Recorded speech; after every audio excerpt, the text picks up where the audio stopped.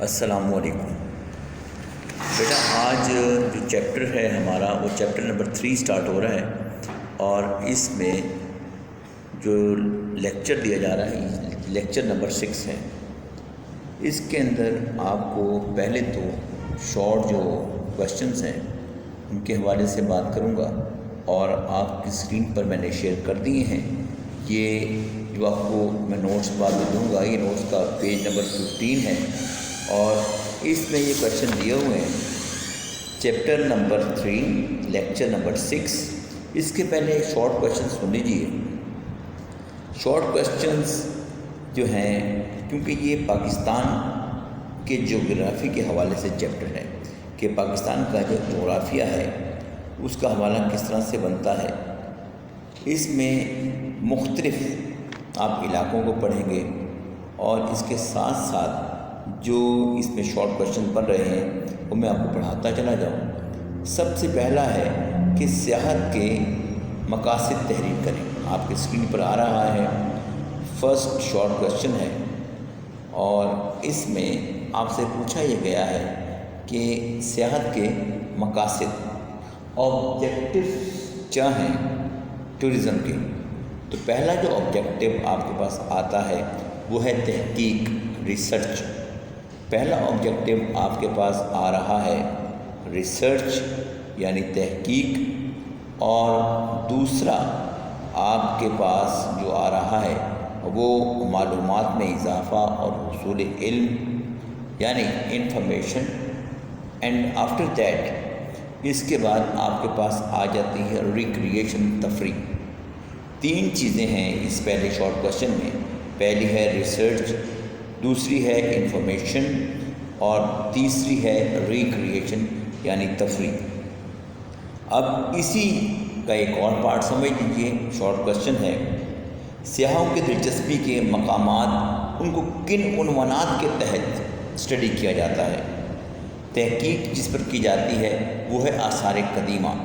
پاکستان ایک ایسا ملک ہے جس کے اندر آپ کو تقریباً 6000 سال پرانا علاقہ بھی ملتا ہے، اس کے آثار بھی آپ کو ملتے ہیں۔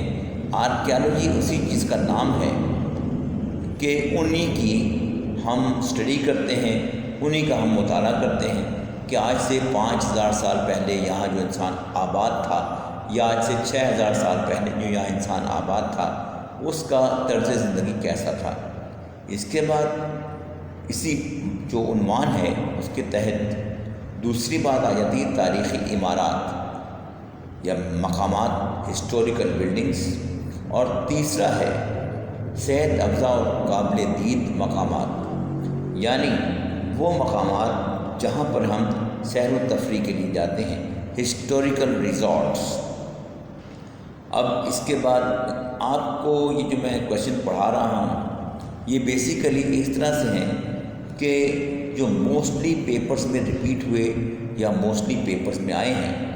اب ہم آ جاتے ہیں سیکنڈ شارٹ کوشچن کی طرف۔ یہ ہے پنجاب اور سرحد کے سیاحتی مقامات کون سے ہیں۔ سیاحتی مقامات یعنی ریکریشنل پوائنٹس، پنجاب میں کون کون سے شہر ہیں، اور اس کے ساتھ ساتھ KPK میں کون کون سے شہر ہیں۔ صوبہ پنجاب کی تفریحی مقامات میں مری پتریاٹک خصوصی اہمیت حاصل ہے، یعنی یہ خصوصی اہمیت کے حامل ہیں۔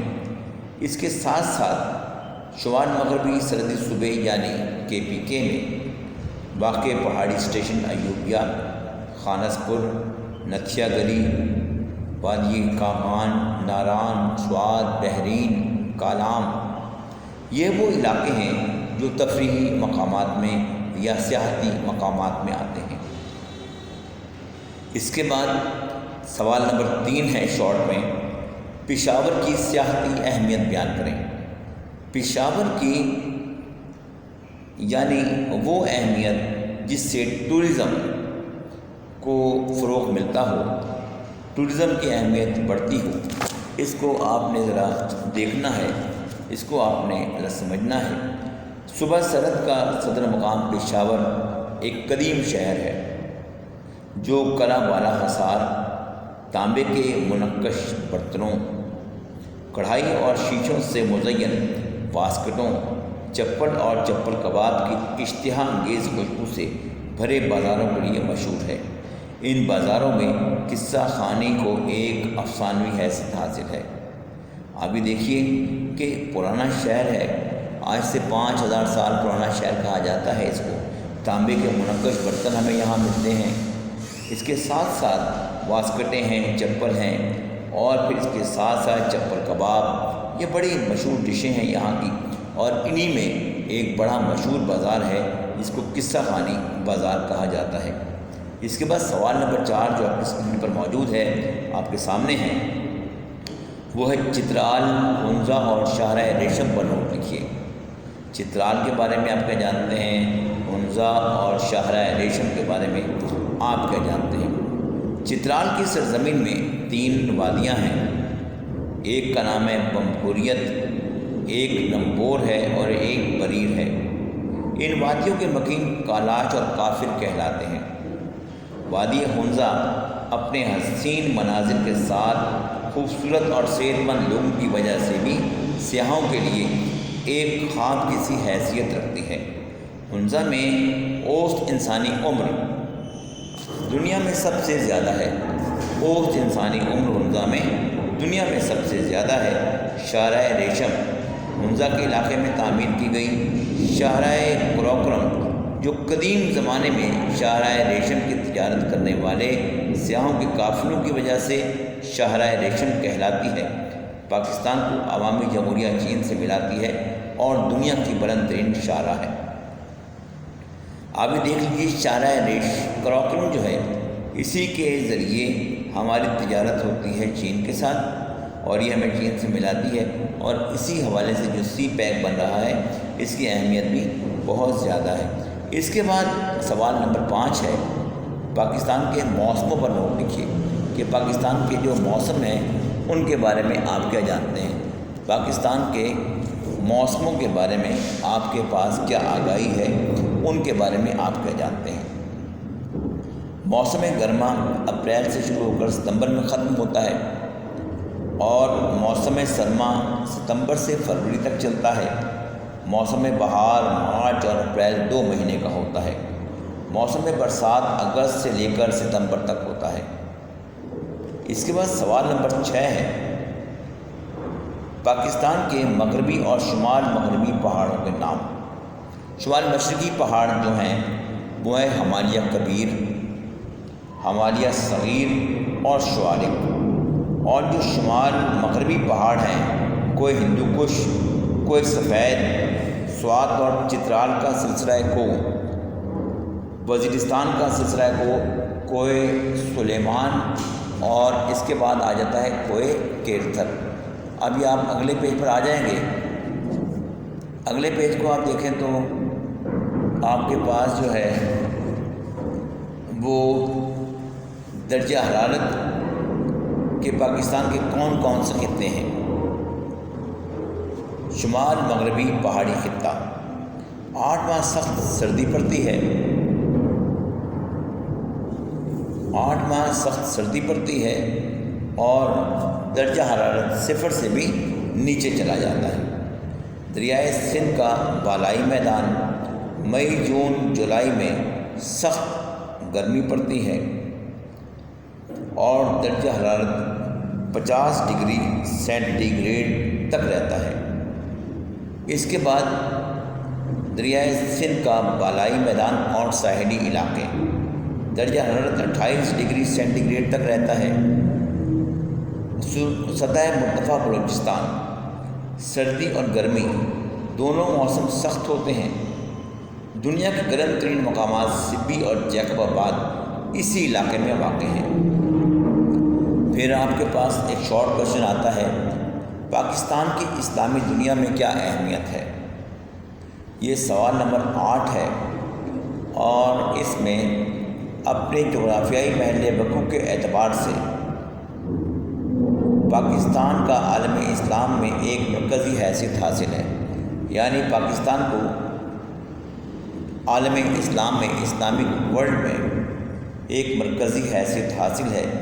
پاکستان مراکش سے انڈونیشیا تک پھیلے ہوئے اسلامی برادری کے ملکوں کے تقریباً وسط میں واقع ہے۔ یہی وجہ ہے کہ لیبیا کے نائب صدر عبدالسلام جالوت پاکستان کے دورے پر آئے 1978 میں، اور انہوں نے کہا تھا کہ پاکستان کو عالم اسلام میں قلب جیسی حیثیت حاصل ہے۔ اس کے بعد پاکستان کے مختلف علاقوں میں معاشی تفاوت پر نوٹ لکھیے۔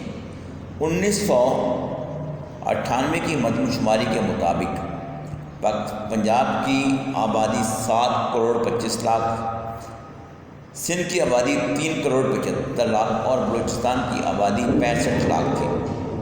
اسی طرح پنجاب کی آبادی بلوچستان سے 11 گنا زیادہ ہے۔ بلوچستان کا رقبہ 44% اور پنجاب کا 26% ہے پاکستان کے رقبے کا۔ اس کے بعد ایک اور سوال یہ ہے ڈیورنڈ لائن کی تعریف کریں۔ ڈیورنڈ لائن کیا ہے؟ پاکستان کی سب سے لمبی سرحد مغرب میں افغانستان سے ملتی ہے جو 2250 کلومیٹر لمبی ہے، اور اس کے ساتھ ساتھ یہ سرحد 1893 میں انگریز اور افغان حکمرانوں کے باہمی مشورے سے قائم کی گئی اور اسے ڈیورنڈ لائن کا نام دیا گیا ہے۔ پاکستان کا ہمسایہ ممالک کے ساتھ سرحدوں کی لمبائی: پاکستان کی سب سے لمبی سرحد مغرب میں افغانستان سے ملتی ہے جو 2250 کلومیٹر لمبی ہے۔ جنوب مغرب میں پاکستان کی سرحد ایران سے ملتی ہے جس کی لمبائی 950 کلومیٹر ہے۔ اس کے بعد مشرق میں بھارت سے جو لمبائی ہے سرحد کی وہ 1600 کلومیٹر ہے، جبکہ شمال میں گلگت بلتستان کے ساتھ جو ہماری سرحد ملتی ہے 600 کلومیٹر لمبی، وہ چین کے ساتھ ہے۔ اس کے بعد طبی خط و خال کے اعتبار سے پاکستان کو 3 بڑے حصوں میں تقسیم کیا جا سکتا ہے، اور وہ حصے یہ ہیں: پہاڑی علاقے، سطوح مرتفع اور میدانی علاقے۔ بری آب و ہوا کے پہاڑی علاقے، اس میں شمالی اور شمال مغربی پہاڑی علاقے شامل ہیں۔ ان علاقوں میں موسم گرما میں بارش ہوتی ہے۔ مغربی پہاڑی علاقے کے وسطی حصے میں بارش زیادہ ہوتی ہے، مثلاً وزیرستان اور کوہستان کی سالانہ اوسط 250 ملی میٹر ہے بارش کی، لیکن شمال سے جنوب کی طرف پہنچتے پہنچتے ہوائیں آبی بخارات سے خالی ہو جاتی ہیں، اس لیے شمالی اور جنوبی علاقوں میں بارش کم ہوتی ہے۔ مثلاً شمال میں سکردو میں بارش کی اوسط 93 ملی میٹر ہے اور جنوب میں مکران کی اوسط 125 ملی میٹر سے کم ہے۔ طول بلد اور عرض بلد کے اعتبار سے پاکستان کی وسعت نیز رقبہ تحریر کریں۔ یہ آج کا جو شارٹ کویشچن ہے، یعنی چیپٹر نمبر 3 کا جو لیکچر نمبر 6 ہے، اس کا آخری سوال ہے۔ وسعت: اسلامی جمہوریہ پاکستان 24 ڈگری سے 24.5 ڈگری سے 36.75 شمال عرض بلد اور 61.0 اور 75.5 مشرقی طول بلد کے درمیان واقع ہے۔ پاکستان کا رقبہ 7,96,096 مربع کلومیٹر ہے۔ بیٹا یہ ہمارا چھٹا لیکچر جو چیپٹر نمبر 3 کے شارٹ کویشچن پر مبنی ہے وہ میں نے آپ کے سامنے پیش کیا ہے، اور اس کے اندر جو چیزیں آپ کے سامنے آ رہی ہیں ان کو ذرا تھوڑا سا نوٹ کر لیں گے۔ اس کے اندر میں نے آپ کو چیپٹر نمبر 3 کے شارٹ کویشچنز پڑھائے ہیں، ان کو آپ نے یاد رکھنا ہے، ٹھیک ہے۔ اگلے لیکچر تک اللہ حافظ۔